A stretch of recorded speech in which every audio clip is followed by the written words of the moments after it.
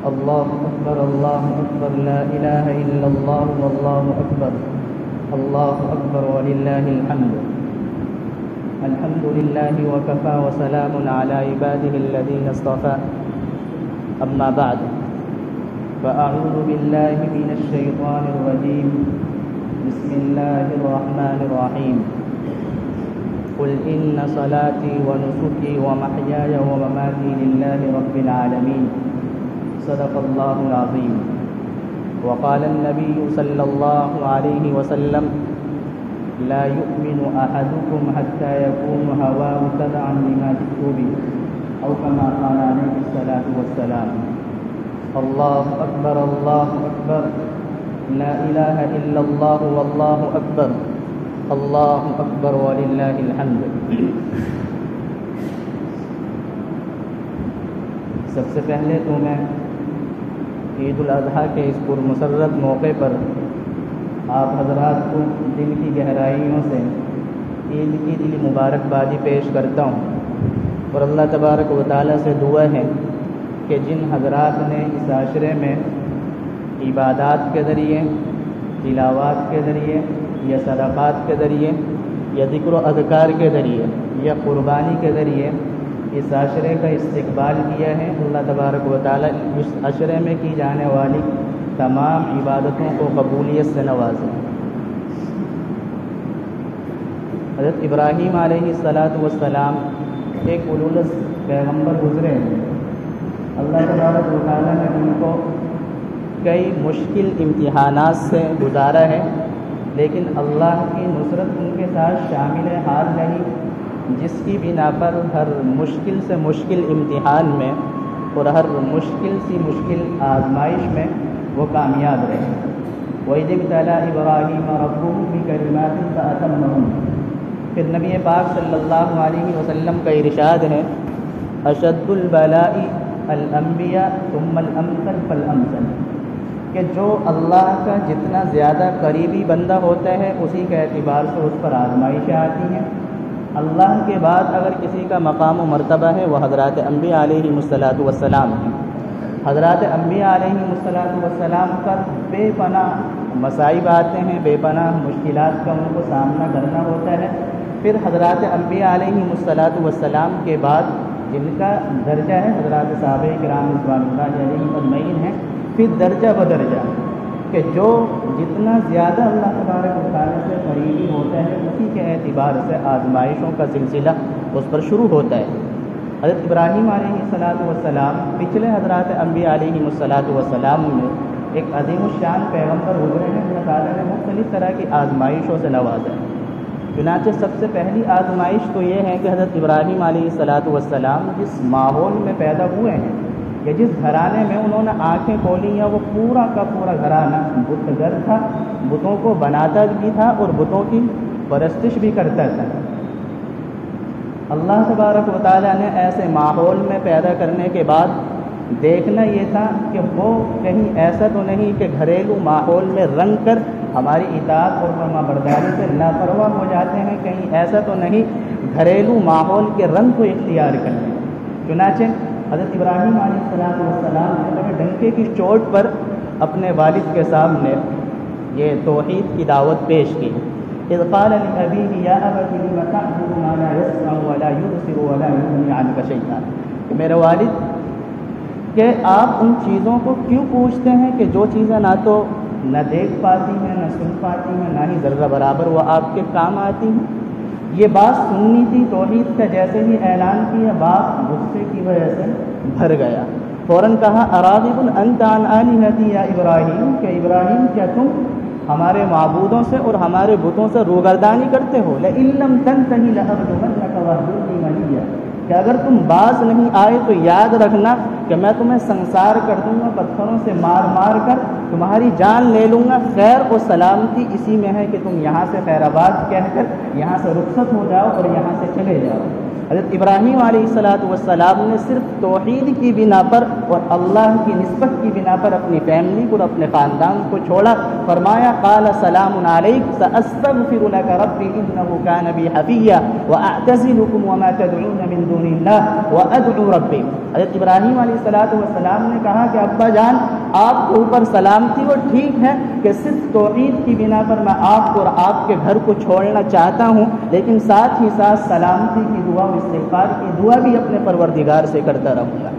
تو پہلی آزمائش یہ ہوئی کہ ایک ایسے ماحول کے اندر، ایک ایسے گھرانے کے اندر پیدائش ہوئی ہے کہ جو گھرانہ نہ صرف یہ کہ بت بناتا ہے بلکہ کہ بتوں کی پوجا بھی کرتا ہے، اور ان کے باپ آگر اس سوسائٹی کے ایک بڑے بت گھر بھی مانے جاتے تھے اور ایک بڑے بت فروش بھی سمجھے جاتے تھے. لیکن اللہ تبارک و تعالیٰ نے ان کو اس آزمائش کے اندر کامیابی سے نوازا ہے. پھر دوسرا امتحان حضرت ابراہیم علیہ السلام کا ہوتا ہے نمرود سے، کہ اپنی قوم سے بھی نمٹنا ہے، وقت کے فرعون اور وقت کے بادشاہ نمرود سے بھی نمٹنا ہے. نمرود خدائی کا دعویٰ کیے ہوئے بیٹھا ہوا تھا، اس کے سامنے توحید کی دعوت کو پیش کرتے ہوئے کہا تھا اذ قال لأبیہ وقومہ ما هذه التماثیل التي انتم لها عاکفون، کہ میرا والد اور میری قوم تمہیں کیا ہو گیا، یہ کیسے مجسمے ہیں جن کا تم سہارا لیے بیٹھے ہو اور جن کا تم کیا اعتماد کرے بیٹھے ہو. بس یہ سننا تھا. نمرود چونکہ بادشاہ کا وقت تھا اس لیے فوراً وہ غصے میں آ گیا اور اس نے حکم دے دیا کہ اگر ابراہیم بھی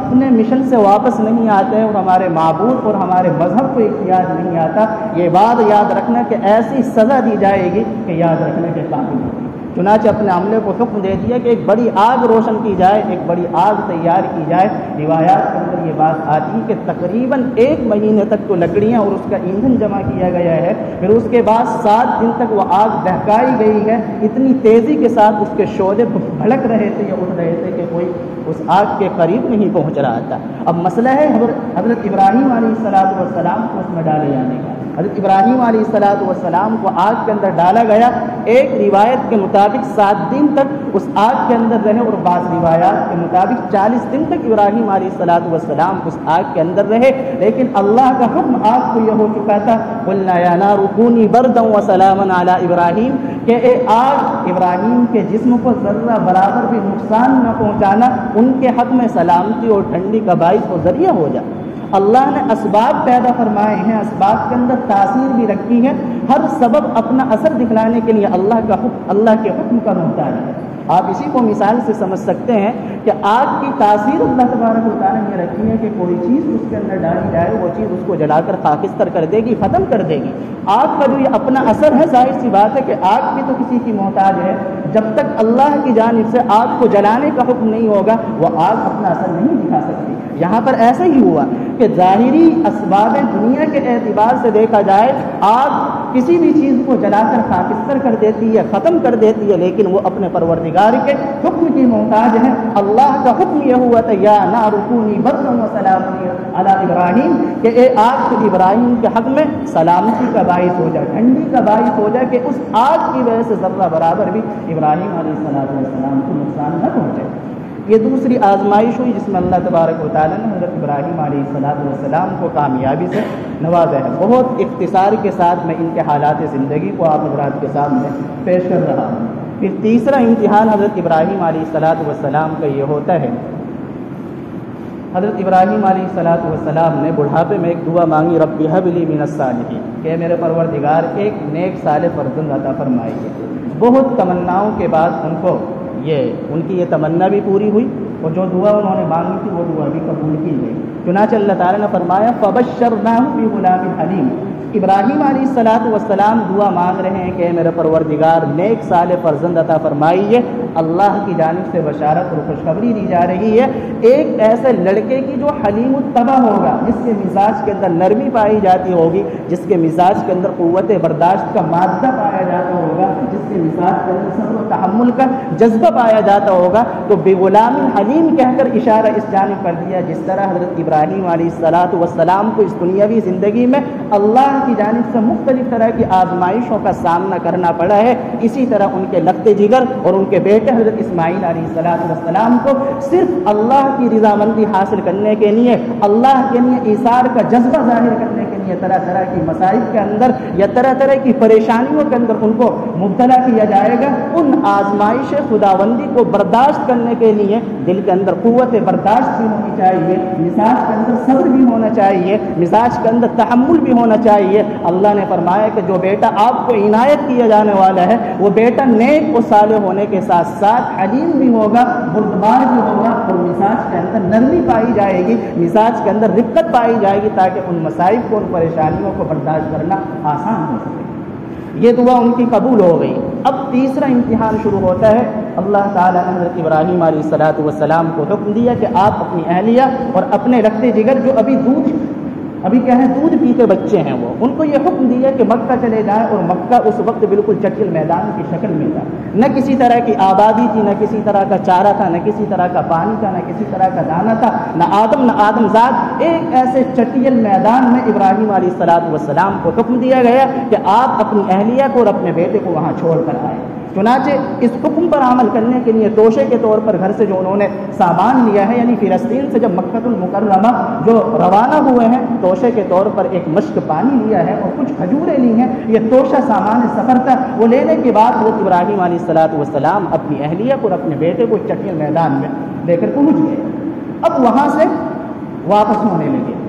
حضرت ابراہیم علیہ السلام کی اہلیہ حضرت حاجرہ رضی اللہ تعالیٰ عنہ نے کئی مرتبہ سوال کیا کہ آپ ہمیں اس لک و دک جنگل میں، کہ جہاں نہ کسی طرح کی آبادی ہے، نہ کوئی انسان بستا ہے، نہ کسی طرح کا پانی ہے، چارہ ہے، کہاں آپ ہمیں چھوڑ کر جا رہے ہیں؟ جب کئی مرتبہ پوچھنے پر حضرت ابراہیم علیہ السلام کی جانب سے کوئی جواب نہیں آیا، تو اس موقع پر خود ہی ان کی اہلیہ نے سوال کیا، اللہ امرک، کیا اللہ نے آپ کو اس بات کا حکم دیا ہے؟ حضرت ابراہیم علیہ السلام نے اس بات میں جواب دیا کہ ہاں، اللہ کی جانب سے یہ حکم ہے۔ حکم خداوندی سمجھ کر ان کے اندر توکل دیکھیے، اعتماد دیکھیے، صرف یہ حکم سننا تھا۔ اس کے بعد یہ کہا کہ اگر اللہ کا حکم ہے تب تو گھبرانے کی کوئی ضرورت نہیں ہے، فکر کرنے کی کوئی ضرورت نہیں، اذن لا یضیعن اللہ، تب تو میرا پروردگار مجھ کو ضائع نہیں کرے گا۔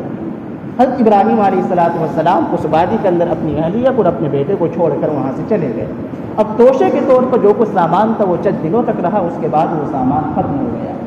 پیاس کی شدت کی وجہ سے حضرت اسماعیل علیہ السلام بہت زیادہ رو رہے تھے، بلبلا رہے تھے۔ ماں کی ممتا جاگ اٹھی، ماں کی شفقت جوش میں آئی۔ اب وہاں پر دو پہاڑیاں صفا اور مروہ، پہلے ایک پہاڑی پر گئی ہیں تاکہ پانی کی تلاش میں وہاں کچھ پانی مل سکے۔ جب وہاں پر پہاڑی پر جانے کے بعد دیکھا کہ پانی نہیں ہے، پھر دوسری پہاڑی پر گئی ہیں، وہاں پر بھی دیکھا کہ پانی نہیں ہے، اور دونوں پہاڑیوں کے درمیان کا جو بیچ کا حصہ ہے، نشیبی جگہ ہے، تھوڑی نچلی جگہ ہے، تو وہ اس بیچ کے حصے میں آئی۔ بچہ اس پہاڑی کی جانب ہے۔ جب ابراہیم علیہ السلام کے بیٹے اسماعیل علیہ السلام نظروں سے اوجھل ہو گئے، اب جلدی سے دوڑ کر اس مسافت کو طے کیا ہے تاکہ بچہ وہ نظروں کے سامنے آ جائے، کہیں ایسا نہ ہو کہ کسی درندے کی جانب سے یا کسی جانور کی جانب سے اس کو نقصان نہ پہنچے۔ اس طرح حضرت حاجرہ رضی اللہ تعالیٰ عنہ نے 7 چکر لگائے ہیں، کبھی ادھر کبھی ادھر کبھی ادھر۔ اللہ کو یہ ادا اتنی پسند آئی کہ آج جتنے بھی حجاج کرام ہیں ان پر صفا اور مروہ کی سعی کو واجب قرار دیا ہے۔ خیر، یہ 7 چکر پورے ہوئے ہیں، اللہ کی رحمت جوش میں آئی۔ حضرت جبرائیل امین علیہ السلام کو بھیجا کہ جاؤ اسماعیل علیہ السلام جس جگہ اپنی ایڑی مار کر رو رہے ہیں، ان کی ایڑی کے نیچے آپ اپنا پر ماریے۔ چنانچہ انہوں نے پر مارا ہے، بازو لگائی، جس کی وجہ سے پانی کا چشمہ ابل پڑا ہے، جس کو آج آب زمزم سے یاد کیا جاتا ہے، چشمہ زمزم سے یاد کیا جاتا ہے۔ آج وہ پانی ہے کہ اس وقت سے لے کر آج تک امت سیراب ہو رہی ہے، اور قیامت تک اس پانی سے سیراب ہوتی رہے گی۔ یہ تیسری آزمائش تھی جس میں اللہ تبارک و تعالیٰ نے ان کو آزمایا ہے۔ آخری اور چوتھی آزمائش، جب حضرت ابراہیم علیہ السلام کے صاحبزادے حضرت اسماعیل علیہ السلام 12 یا 13 سال کی عمر کو پہنچ گئے، اب حضرت ابراہیم علیہ السلام کو ایک خواب نظر آیا۔ فلما بلغ معه السعي قال يا بني إني أرى في المنام أني أذبحك فانظر ماذا ترى۔ انہوں نے خواب یہ دیکھا کہ میں اپنے لگتے جگر نور نظر حضرت اسماعیل علیہ السلام کو خود اپنے ہاتھوں سے ذبح کر رہا ہوں۔ یہاں رک کر یہ بات ذہن میں رہنی چاہیے کہ حضرات انبیاء علیہ السلام کا خواب وحی ہوتا ہے، سچا ہوتا ہے۔ اس کا مطلب یہ ہے کہ جس طرح فرشتے کے ذریعے، وحی کے ذریعے حضرات انبیاء علیہ السلام کو کسی بات کے کرنے کا حکم دیا جائے، جس طرح اس کی تعمیل ضروری ہوتی ہے، اسی طرح اگر خواب کے اندر کسی بات کے کرنے کا اشارہ ملتا ہے تو اس کی بھی تعمیل ضروری ہے اور اس حکم کو بھی پورا کرنا ضروری ہے۔ حضرت ابراہیم علیہ السلام وقت کے پیغمبر ہیں، 3 دن مسلسل یہ خواب دیکھا ہے، سمجھ گئے تھے کہ اللہ تبارک و تعالیٰ کا یہ حکم آیا ہے کہ اپنے بیٹے کی قربانی پیش کی جائے۔ چنانچہ حضرت ابراہیم علیہ السلام کو تو اس حکم خداوندی ہونے میں ذرہ برابر تردد اور شک نہیں تھا، کیونکہ وہ تو پہلے سے اللہ کے پیغمبر ہیں، اللہ کی معرفت حاصل ہو چکی ہے، خلیل اللہ کا لقب مل چکا ہے۔ ذرا غور کیجئے کہ اس حکم خداوندی کو پورا کرنے کے لیے حضرت ابراہیم علیہ السلام کے حوالے سے یہ معاملہ اتنا زیادہ عجیب نہیں ہے جتنا کہ ان کے بیٹے حضرت اسماعیل علیہ السلام کا اس حکم خداوندی کے لیے تیار ہو جانا اور اپنی جان کو اللہ کے نام پر قربان کرنے کے لیے تیار ہو جانا، ایسی عمر میں جو بالکل نو عمری کی عمر ہے، 13 سال کی عمر ہے، ابھی ذرہ برابر بھی صحیح طریقے سے شعور ان کے اندر پیدا نہیں ہوا ہے، ادراک پیدا نہیں ہوا ہے۔ ابراہیم علیہ السلام کے کہنے کی بنا پر کہ ان کے سامنے خواب کا تذکرہ کیا ہے، بہت رضامندی کے ساتھ، طیب خاطر کے ساتھ، بڑی بشاشت کے ساتھ اس حکم کو قبول کیا۔ حضرت ابراہیم علیہ السلام نے کہا کہ بیٹے کہ میں نے ایک خواب دیکھا ہے کہ میں آپ کو ذبح کر رہا ہوں۔ اچھا، یہ بھی ایک بڑا اچھا انداز حضرات انبیاء علیہ السلام کا، کتنا ہی خوفناک حکم کیوں نہ ہو وہ سامنے والے کے سامنے اتنے آسان انداز میں اس کو پیش کرتے ہیں کہ سامنے والے کا دل بالکل پگھل جاتا ہے اور اس حکم کو قبول کرنا آسان ہو جاتا ہے، طبیعت کا ذرہ برابر بھی بار محسوس نہیں ہوتا ہے۔ حضرت ابراہیم علیہ السلام جبکہ پختہ ارادہ کر چکے ہیں کہ حکم خداوندی ہے، اللہ کا حکم ہے بیٹے کو قربان کرنا ہے، بنا لے جانے کے بعد، اس خواب کو دیکھنے کے بعد جب بنا لے کر گئے ہیں ان کو قربان کرنے کے لیے، ان کی قربانی دینے کے لیے، تو وہاں ان سے یہ نہیں کہا کہ بیٹے میں نے خواب دیکھا ہے، اس خواب کو پورا کرنے کے لیے تمہیں ذبح کرنے کے لیے، تمہاری قربانی کرنے کے لیے یہاں پر آیا ہوں، اس لیے تم ذہنی طور پر تیار ہو جاؤ۔ ذرا آپ تعبیر پر غور کیجیے اور اسلوب دیکھیے۔ ابراہیم علیہ السلام فرما رہے یا بنی انی اری فی المنام انی اذبحک فانظر ماذا تری، کہ میرے بیٹے میں نے ایک خواب دیکھا ہے کہ میں تمہیں ذبح کر رہا ہوں، بتاؤ تمہارا کیا مشورہ ہے۔ ان کی رائے اور مشورہ لے رہے ہیں اور خود ہی اس خواب کی تعبیر معلوم کر رہے ہیں۔ حضرت اسماعیل علیہ السلام کی تربیت بھی چونکہ ایک نبی کے گھرانے میں ہوئی ہے، اور جس ماں کی گود میں ان کی تربیت ہوئی وہ ماں ایک نبی کے حرم میں رہنے والی ایک نیک محترمہ تھی، ایک نیک بیوی تھی، اس لیے انہوں نے فوراً کہا یا ابت افعل ما تؤمر ستجدنی انشاءاللہ من الصابرین، کہ میرے پروردگار، اے میرے والد، اے میرے والد جان، کہ آپ کو جس چیز کا حکم دیا گیا اس میں پوچھنے کی ضرورت ہی کیا ہے، حکم خداوندی ہے، بس اس چیز کا حکم خداوندی ہونا ہی کافی ہے، آپ اللہ کا نام لے کر اس حکم کو کر گزریے، اور انشاءاللہ اگر آپ کو ایسا محسوس ہوتا ہے کہ ابھی تو میں ثابت قدم ہوں، ابھی میرے اندر استقلال پایا جاتا ہے، کہیں ایسا ہو کہ جب آپ میری گردن کے اوپر چھری چلا رہے ہوں اس موقع پر میرے ارادے کے اندر تسلسل پیدا ہو جائے، میں عزم و حوصلے کے اعتبار سے پست ہو جاؤں، اس کے بارے میں فرمایا ستجدنی انشاءاللہ من الصابرین، کہ انشاءاللہ جس طرح آپ ابھی مجھے ثابت قدم پا رہے ہیں آگے چل کر بھی اسی طرح استقلال والا پائیں گے اور اسی طرح ثابت قدم والا پائیں گے۔ چنانچہ ایسے ہی ہوا، حضرت ابراہیم علیہ السلام نے اپنے فرزند حضرت اسماعیل علیہ السلام کو زمین پر لٹایا ہے، لٹانے سے پہلے چھری بہت تیز کی ہے، کئی مرتبہ چھری گردن پر چلا رہے ہیں تیزی کے ساتھ، لیکن چھری وہ اپنا اثر دکھانے کے لیے تیار ہی نہیں ہو رہی ہے۔ ایک مرتبہ کئی مرتبہ حضرت ابراہیم علیہ السلام نے کوشش کی اور دیکھا کہ چھری کسی طرح ان کی گردن پہ چل نہیں رہی ہے، تو جھلا کر کہا کہ تجھے کیا ہو گیا، تو کیوں نہیں چلتی ہے؟ چھری نے کہا کہ آپ اپنا کام کیجئے، اللہ نے آپ کو یہ حکم دیا اذبح، کہ اپنے بیٹے کی قربانی پیش کیجئے، اسی اللہ کی جانب سے مجھ کو یہ حکم دیا گیا ہے لا تذبح، کہ ذرہ برابر بھی اسماعیل کو نقصان پہنچانے کی ضرورت نہیں ہے۔ چنانچہ روایات کے اندر یہ بات آتی ہے کہ ان کی گردن کے اوپر جو تیزی کے ساتھ چھری چلا رہے تھے، اللہ کو تو صرف دلی کیفیت دیکھنی تھی، اللہ نے جو حکم دیا تھا اس حکم کے اندر مکمل طور پر کامیاب ہو گئے، پیتل کا ایک ٹکڑا بیچ میں حائل ہو گیا تھا جس کی وجہ سے وہ چھری حضرت ابراہیم علیہ السلام کے فرزند کی گردن کے اوپر نہیں چل رہی تھی۔ چنانچہ جب گردن کے اوپر چھری چلا رہے تو اسی موقع پر اب ندا آئی، وَنَادَيْنَاهُ أَن يَا إِبْرَاهِيمُ قَدْ صَدَّقْتَ الرُّؤْيَا، کہ ابراہیم کہ تم نے خواب کو سچ کر دکھایا۔ جب یہ آواز آئی آسمان کی جانب نظر اٹھا کر دیکھا تو پتہ یہ چلا کہ حضرت جبرائیل امین علیہ السلام ایک مینڈا یا ایک کنبا ہاتھ میں لیے ہوئے جو جنت سے لے کر آئے تھے، پھر حضرت ابراہیم علیہ السلام کے فرزند حضرت اسماعیل علیہ السلام کی جگہ اس کو کیا ہے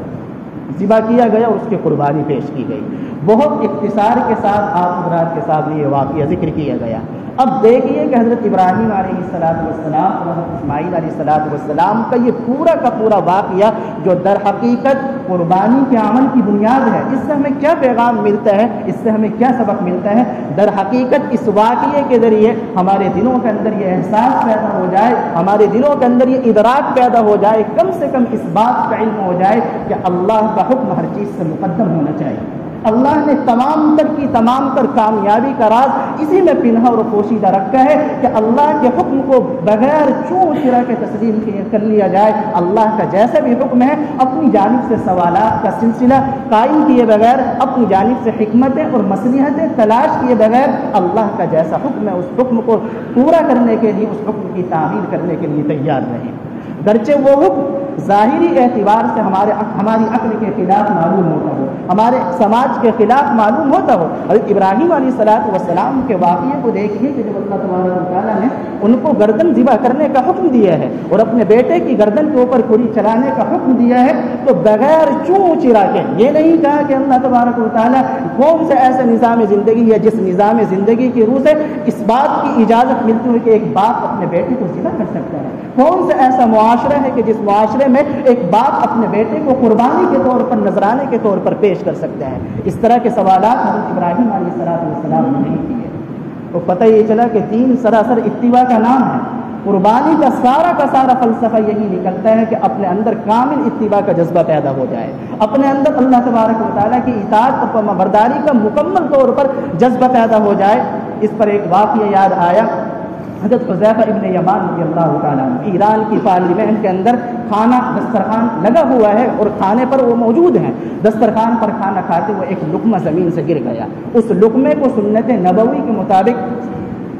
دسترخوان سے اٹھا کر کھانے لگے۔ قریب میں ایک شخص موجود تھا، وہ وہیں کا درباری تھا، اس نے کہا کہ یہ یہاں کے معمول کے خلاف ہے، یہاں کے شاہی دربار کے خلاف ہے۔ اس موقع پر انہوں نے ایک جواب دیا، اترک سنت حبیبی لہائی مطلقہ، کہ میں ان بیوقوفوں کی وجہ سے اپنے نبی پاک صلی اللہ علیہ وسلم کی سنت کو نظر انداز کر دوں؟ سنت تو یہی ہے کہ کھانا کھاتے ہوئے اگر لقمہ دسترخوان پر گر جائے اس کو اٹھا کر کھا لیا جائے، یہی سنت طریقہ ہے، آپ صلی اللہ علیہ وسلم کی یہی تعلیم ہے۔ تو انہوں نے اپنی خواہش کو وقت کے قانون یا وقت کے بادشاہ کے سامنے، ٹھیک ہے کہ اپنی جانب سے کچھ اصول متعین کیے گئے ہیں، کچھ ضوابط مقرر کیے گئے ہیں، لیکن اگر وہ ضوابط نبی پاک صلی اللہ علیہ وسلم کی سنت سے متصادم ہوتے ہیں، ٹکراتے ہیں، ایسی صورت میں نبی پاک صلی اللہ علیہ وسلم کی ہدایت کو ترجیح دی جائے گی، ایسی صورت میں نبی پاک صلی اللہ علیہ وسلم کے حکم کو ترجیح دی جائے گی۔ یہی حضرت حذیفہ ابن یمان رضی اللہ تعالیٰ عنہ نبی پاک صلی اللہ علیہ وسلم پر بہت پہلے ایمان لا چکے ہیں، لیکن مدینے سے کچھ دوری پر ان کا اپنا وطن تھا،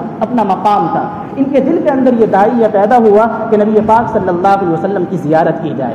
تھوڑی سی اور ان کے بارے میں وضاحت کر دینا چاہتا ہوں کہ یہی حضرت حذیفہ ابن یمان رضی اللہ تعالیٰ عنہ ہے جو نبی پاک صلی اللہ علیہ وسلم کے رازدار دوست ہیں۔ آپ صلی اللہ علیہ وسلم نے بڑی راز کی باتیں ان سے کی ہیں اور بہت رازدارانہ باتیں حضرت حذیفہ ابن یمان رضی اللہ تعالیٰ عنہ سے فرمایا کرتے تھے۔ جتنے بھی منافقین آپ صلی اللہ علیہ وسلم کے زمانے میں پائے جاتے تھے، تمام کے تمام منافقین کے ناموں کو ایک فہرست کے ساتھ آپ صلی اللہ علیہ وسلم نے ان کو بتلا دیا تھا اور یہ بھی کہا تھا کہ آئندہ ان ناموں کو کہیں شیئر نہ کرنا۔ حضرت عمر رضی اللہ تعالیٰ عنہ ایک مرتبہ حضرت حذیفہ ابن یمان رضی اللہ تعالیٰ عنہ کو بلایا اور کہا کہ حذیفہ، میں بہت اچھی طرح جانتا ہوں کہ میرا آقا صلی اللہ علیہ وسلم نے منافقین کے نام تم کو بتلا دیے ہیں اور یہ بھی جانتا ہوں کہ دوسروں تک شیئر کرنے سے بھی منع فرمایا ہے، میں تو صرف اتنا جانتا ہوں کہ یہ بتلاؤ کہ عمر کا شمار یا عمر کا نام منافقین کی فہرست میں تو نہیں ہے۔ انہوں نے کیا انکار کیا۔ یہی حضرت حذیفہ ابن یمان رضی اللہ تعالیٰ عنہ کے نبی پاک صلی اللہ علیہ وسلم پر بہت پہلے ایمان لا چکے تھے، لیکن آپ صلی اللہ علیہ وسلم کی ابھی زیارت نہیں ہوئی تھی۔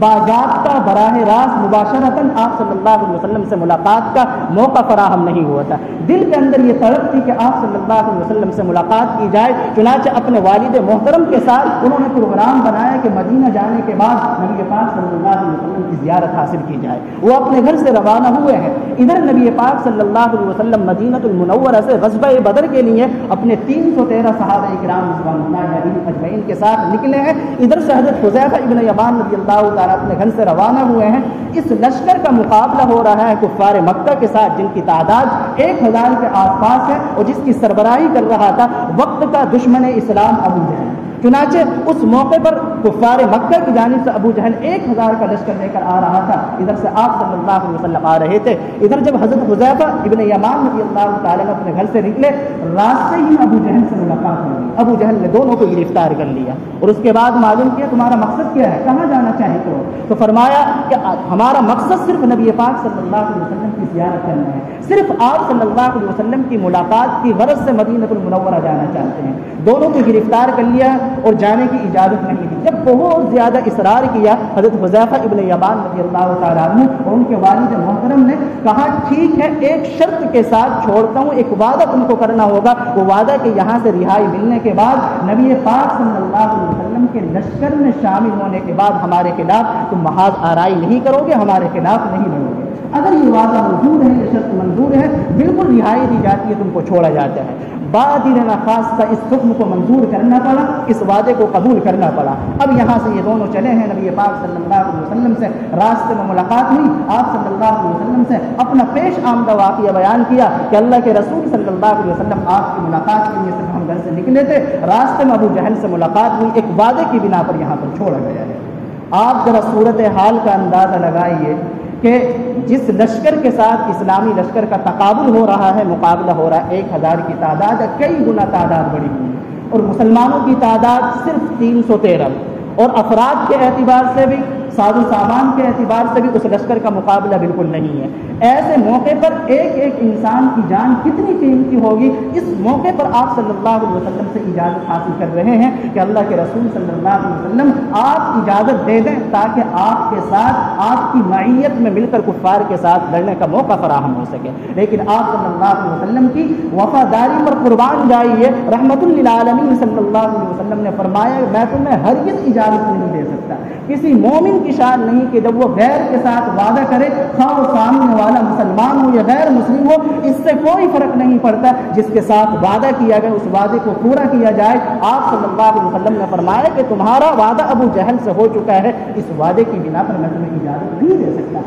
الغرض حضرت حذیفہ ابن یمان رضی اللہ تعالیٰ عنہ اس اعزاز اور سعادت سے محروم کر دیے گئے کہ روایات کے اندر اور احادیث کے اندر آتا ہے کہ اگر بدرین کے نام لے کر دعا کی جائے، اللہ تبارک و تعالیٰ اپنی دعا کو رد نہیں فرماتے ہیں، اللہ تعالیٰ اس دعا کو ضرور قبول فرماتے ہیں۔ ایسی سعادت سے اور ایسی فضیلت سے ان کو محروم کر دیا گیا۔ تو پتہ یہ چلا کہ دین رسم و رواج کا نام نہیں ہے، بلکہ دین اتباع کا نام ہے۔ ان کے دل کے اندر خواہش تھی کہ آپ صلی اللہ علیہ وسلم کے ساتھ مل کر مقابلہ کیا جائے، اور وہ آپ صلی اللہ علیہ وسلم سے اس طرح کے بہانے نہیں کر رہے تھے کہ اللہ کے رسول صلی اللہ علیہ وسلم کیوں آپ جہاد سے محروم رکھنا چاہتے ہیں، جہاد کی تو اور بھی زیادہ فضیلتیں ہیں۔ اللہ کے رسول صلی اللہ علیہ وسلم نے فرمایا کہ جس طرح جہاد ایک حکم شرعی ہے، اسی طرح اگر کسی کے ساتھ وعدہ کیا جائے اس وعدے کا ایفا اور اس وعدے کو پورا کرنا یہ بھی ایک حکم شرعی ہے۔ حضرت حذیفہ ابن یمان رضی اللہ تعالیٰ عنہ نے اپنی اس خواہش پر اللہ کے رسول صلی اللہ علیہ وسلم کی خواہش کو ترجیح دی ہے۔ حضرت عبداللہ بن عمر رضی اللہ تعالیٰ مشہور صحابی حضرت عمر رضی اللہ تعالیٰ عنہ کے لگتے جگر، ان کے بارے میں آتا ہے کہ حضرت عبداللہ بن عمر رضی اللہ تعالیٰ عنہ ایک مرتبہ سفر میں جا رہے تھے، اپنی اونٹنی پر سوار تھے، اونٹنی سے نیچے اترے اور ایک مقام پر چلے گئے، وہاں اس انداز سے بیٹھ گئے گویا کہ آپ رضی اللہ تعالیٰ عنہ پیشاب کر رہے ہیں، حالانکہ آپ کو نہ تو استنجا کا تقاضا تھا اور نہ ہی آپ نے اس تقاضے کو پورا کیا۔ جب وہاں سے اپنے ساتھیوں کے پاس آئے، لوگوں نے اس کی وجہ معلوم کی، لوگوں نے اس کی حکمت معلوم کی، فرمایا کہ دیکھو نہ تو مجھے استنجا کا تقاضا تھا اور نہ ہی میں نے اس تقاضے کو پورا کیا ہے، بلکہ دراصل بات یہ ہے کہ اللہ کے رسول صلی اللہ علیہ وسلم ایک مرتبہ اس جگہ سے گزر رہے تھے، اللہ کے رسول صلی اللہ علیہ وسلم نے اسی مقام پر پیشاب کیا تھا، جب میرا بھی اس راستے سے گزر ہو رہا تھا میری طبیعت نے گوارا نہیں کیا کہ میں یوں ہی توقف کیے بغیر یا ٹھہرے بغیر اس راستے کو پار کر رہا ہوں، صرف نبی پاک صلی اللہ علیہ وسلم کی سنت پر عمل کرنے کی نیت سے میں نے یہ عمل کیا ہے۔ حضرت ابو دجانہ رضی اللہ تعالیٰ عنہ کے بارے میں آتے ہیں کہ حضرت ابو دجانہ رضی اللہ تعالیٰ عنہ غزوہ احد کے موقع پر کس قدر اپنی جان کو نبی پاک صلی اللہ علیہ وسلم پر فدا اور قربان کرنے والے تھے، اور عین جنگ کے موقع پر آپ صلی اللہ علیہ وسلم نے ادب کا لحاظ کیا ہے۔ جب دیکھا کہ غیروں کی جانب سے آپ صلی اللہ علیہ وسلم کی جانب سے تیروں کی برسات ہو رہی ہے، حضرت ابو دجانہ رضی اللہ تعالیٰ عنہ چاہا کہ کاش میں آپ صلی اللہ علیہ وسلم کے سامنے جا کر آڑ بن جاؤں، سارے کے سارے تیر میں اپنے جسم پر نصب کر لوں۔ لیکن ان کے دل کے اندر دوسری بات یہ بھی آئی کہ اگر میں ان تیروں کو روکنے کے لیے اپنا سینہ اگر سینہ کفار کے تیروں کی جانب کرتا ہوں اور اپنی پشت نبی پاک صلی اللہ علیہ وسلم کی جانب کرتا ہوں، تو اس صورت میں میرا نبی پاک صلی اللہ علیہ وسلم کے چہرے انور کی جانب پشت کرنا ایک طرح کی گستاخی ہے۔ اس گستاخی کو انہوں نے برداشت نہیں کیا، بلکہ اپنی پشت کو جو ادھر سے تیر آ رہے تھے ان تیروں کی جانب گھما دیا اور اپنے چہرے کو نبی پاک صلی اللہ علیہ وسلم کے چہرے کی جانب کر دیا۔ جتنے بھی پیچھے سے تیر آ رہے تھے وہ آپ کی پیٹھ میں اور آپ کی پشت کے اندر نصب ہو رہے تھے۔ اس موقع پر بھی آپ صلی اللہ علیہ وسلم کی بے ادبی کو ذرہ برابر بھی انہوں نے گوارا نہیں کیا۔ ابو سفیان جو ابھی تک اسلام کے اندر داخل نہیں ہوئے تھے، زید بن دسینہ رضی اللہ تعالیٰ عنہ کے بارے میں آتا ہے کہ جب ان کو گرفتار کر لیا گیا، عین موقع پر ان کو ابھی شہید کیا جانے والا تھا، ابو سفیان جو ابھی تک اسلام لے کر نہیں آئے تو ان سے معلوم کیا تمہاری کوئی خواہش ہے؟ میں تمہیں اللہ کی قسم دیتا ہوں، یہ بتلاؤ کہ اگر تمہاری جگہ محمد صلی اللہ علیہ وسلم ہو، ان کو رہا کر دیا جائے اور محمد صلی اللہ علیہ وسلم کی گردن اڑا دی جائے، کیا تم اس بات کو گوارا کرو گے؟ انہوں نے کہا کہ بخدا میں اس بات کو تو ذرہ برابر بھی گوارا نہیں کر سکتا، میں تو یہ بھی نہیں چاہتا کہ میں اپنی جگہ پر ہوں اور آپ صلی اللہ علیہ وسلم کو کسی بھی طرح کا کانٹا چبھے یا آپ صلی اللہ علیہ وسلم کو کسی بھی طرح کی تکلیف پہنچے۔ اس موقع پر ابو سفیان نے کہا کہ جس قدر اصحاب محمد کو محمد صلی اللہ علیہ وسلم سے محبت ہے، اس قدر میں نے کسی اور جماعت کو نبی پاک صلی اللہ علیہ وسلم سے محبت کرتے ہوئے نہیں دیکھا۔ تو پتہ یہ چلا کہ دین سراسر اتباع کا نام ہے۔ ساری قربانی کا فلسفہ اور خلاصہ یہی ہے کہ ہمارے اندر کامل دین کے اتباع کا جذبہ پیدا ہو جائے اور ہمارا مزاج یہ بن جائے کہ اللہ کا ہر حکم ہر چیز کے مقابلے میں مقدم ہے۔ بنے رہیے ہمارے ساتھ اور دیکھتے رہیے سوشل میڈیا ناگپور اردو۔ دینی، ملی، سماجی اور اصلاحی ویڈیوز دیکھنے کے لیے ہمارے چینل کو سبسکرائب کریں، لائک کریں، شیئر کریں